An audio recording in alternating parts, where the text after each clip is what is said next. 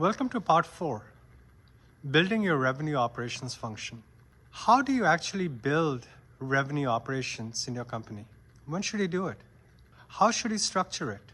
What does a team look like? And critically, how do you prove value quickly so that this is not looked at as an overhead? So let me start with a timing question, because I've observed many CEOs and CFOs, they wait too long, and I've also seen some try to do it too early. There's a window which somewhat makes sense. I'll discuss that in more detail. And here's what I've observed from anecdotes, but I've observed it.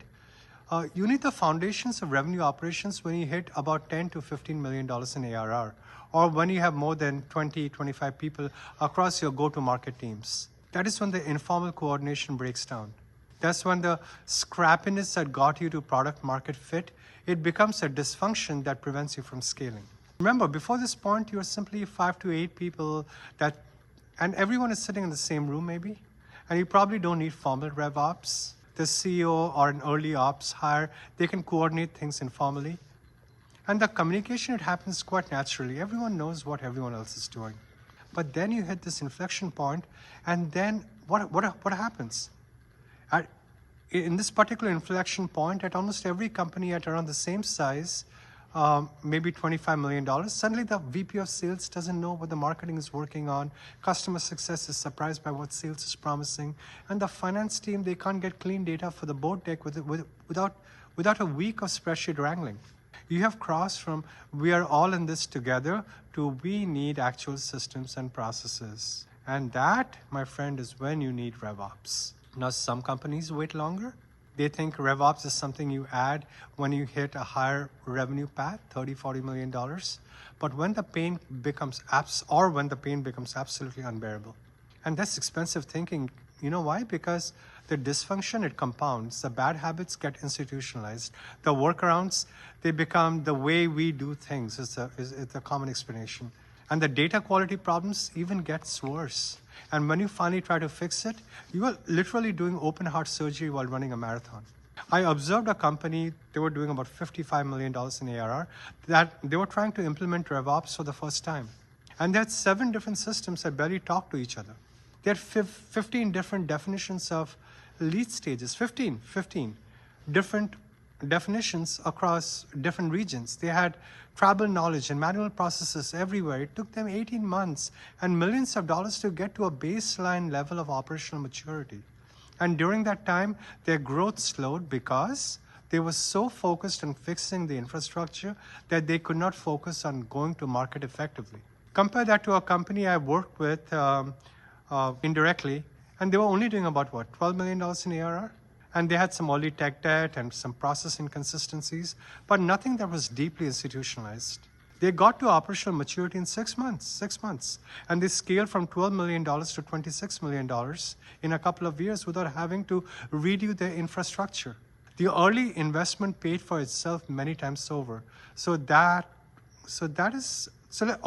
let's talk about how you structure this, because this is where most companies make a very critical mistake. Revenue operations cannot report to your CRO, I can't stress this often enough. It's controversial, I know it seems logical on the surface. Revenue operations, chief revenue officer, but here's why it does not work. The moment RevOps reports into sales, it loses the ability to make impartial decisions across functions. Sales will always optimize for closing deals this quarter, even if it creates problems for customer success next quarter. Marketing will always optimize for lead volume, even if lead quality suffers. Everyone is optimizing for their local goals. So you need revenue operations to have the authority to say no to sales, to marketing, to customer success. And when local optimization hurts global revenue performance, you need the revenue ops to make those trade-offs and calls across those functions. You need them to hold everyone accountable to the shared metrics and processes. In my experience though, bias is not bias. Revenue operations should report to the CEO or CFO. The CFO reporting line works especially well because RevOps is fundamentally about revenue integrity, forecast accuracy, and unit economics. These are things that finance deeply cares about. The CEO reporting line works when the CEO is particularly operationally engaged and they want direct, or he or she wants direct visibility into the revenue engine. What doesn't work is burying RevOps 3 levels down in the organization or splitting it across functions. I've seen companies try to have marketing ops, sales ops, CS ops, all coordinate informally. It doesn't work. Nobody has the authority to make cross-functional decisions at that point. Everyone is protecting their own turf, and the silos remain. Habits become institutionalized. Here's an example that I've observed. I mentioned earlier the company that put RevOps under the CRO, and it became a sales support function. You remember that? When we restructured it to report to the CFO, here's what changed immediately. RevOps could tell sales no when they wanted to implement a comp plan that would drive the wrong behavior. RevOps could tell marketing that their lead definitions needed to change or be recalibrated because sales could not convert them. RevOps could go to the customer success group and tell them that they need to track certain metrics even though it created more work. None of the decisions were popular in the moment, but all of them were right for the business if they were thought about together, as together, as part of a process. And they only happened, why? Because RevOps had organizational authority that came from its reporting structure. Now, what about the team structure? This evolves as you grow, but here's what I've observed. And it works across different stages. Stage 1, small ARR, 10 to 30 million. You need a strong RevOps leader. This person should be a generalist who understands system, process, and data, but who also has enough business credibility to push back on the VPs. They are probably wearing multiple hats. They are implementing technical solutions. They are designing processes, and they are building and crafting reports. They might have 1 or 2 people helping them out, maybe a sysadmin and 1 analyst. But the key is that this person needs to be senior enough and credible enough to sit at the table with your go-to-market execs as a peer. They cannot be a junior ops person who gets rolled over every time there's a disagreement. This is often where companies underhire. They try to fill this role with someone too junior, and that person cannot be effective. Stage number 2, you're looking at $20 to $40 million. Now you need to build out specialists. Your RevOps leader should have a systems architect, and they know the tech stack. And they're someone who deeply understands technology, tools, Salesforce, marketing automation, customer success platforms. And how do you integrate them? How to keep the data clean? You need the analyst who can build the models and reports, not just pull the data. And you probably need someone very focused on the process and enablement. They are the ones who are documenting the workflows. They are working with the training teams. They're ensuring effective adoption. The team might be 5 to 8 people at this stage and still relatively lean, but with real depth and critical capabilities. Stage 3, you're looking at 50 million plus. At this scale, you might start to specialize even further. Maybe you have separate people focused on marketing ops, sales ops, and CS ops, but they're all unified under a revenue ops leader who ensures coordination. You might have a dedicated forecasting analytics team addressing the RevOps. You might have people focused on specific strategic initiatives like pricing optimization or expansion revenue programs. But here's what doesn't change at any scale. RevOps should always remain a shared service function with clear authority across all go-to-market functions. The moment you fragment it back into functional silos, you lose all the value. So let's talk about proving value quickly, because at the end, that is essential for building credibility and momentum. I've observed that a number of successful RevOps implementations focus on quick wins in the first 90 days. And here's the standard playbook. Quick win number 1, fix your lead definitions. That's very key. That's the beginning of the process. Marketing and sales are probably arguing about lead quality. Marketing says they're delivering qualified leads. Sales says the leads are garbage.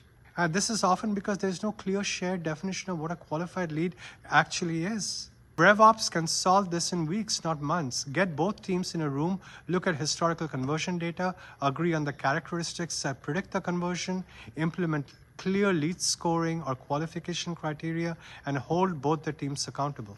Thereafter, the marketing commits to delivering leads that meet that criteria, and the sales commit to working every lead that meets those criteria.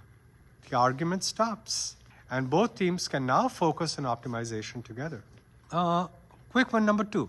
Implement deal inspection and forecast hygiene. Finance cannot trust the sales forecast because the deal data is messy and inconsistent. RevOps can implement a weekly deal inspection process where someone actually looks at the top opportunities and ensures that the data is complete and accurate. Is there a close date that makes sense? Is there a clear next step? Is the amount defensible? This does not require new technology, it just requires discipline. Forecast accuracy will improve within a quarter, and finance will love you for that. Quick win number 3, create a single revenue dashboard, not multiple. Right now, you probably have multiple different reports that your exec team is looking at in meetings, and they seem never to reconcile. Marketing has a report, sales has a report, finance has their spreadsheet. Create one dashboard that everyone agrees represents reality. This might require some data cleanup, yes. And reconciliation work, that too. But it's worth it. When your exec meetings start from a single source of truth, the quality of decisions improves dramatically. I observed a company where these 3 quick wins, it took about 10 to 12 weeks to implement and immediately changed the conversation. Marketing and sales, they stopped arguing about lead quality and started collaborating on how to generate more of the leads that converted. And finance, they gained confidence in the forecast and could plan hiring and spending more accurately. The exec team, they started trusting the data, and data decisions became faster, and the quality of the decisions became better. Those quick wins, they created credibility for the harder, longer-term work. Integrating systems properly, rebuilding core processes, implementing sophisticated analytics and modeling, those were all part of the portfolio of the RevOps group.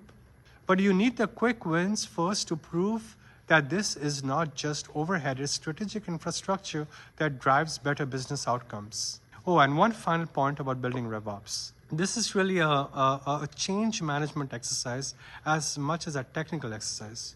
You're changing how people work. You're adding accountability and visibility that some people will resist. You're making trade-offs across functions that will create tension. The RevOps leader needs to be someone who can navigate organizational politics. They can build those coalitions, they can influence without direct authority, and they can maintain credibility with skeptical stakeholders. Now, technical skills matter, don't get me wrong, but political skills and suaveness matter just as much. Brilliant operators fail in RevOps role because they couldn't navigate the organizational dynamics. And I've seen people with less technical acumen and depth that succeed because they could build trust, they can demonstrate value, and they can bring people along on the journey.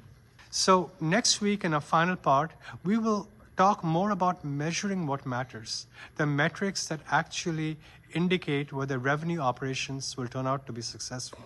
Look forward to seeing you in the next session. Take care. Bye-bye.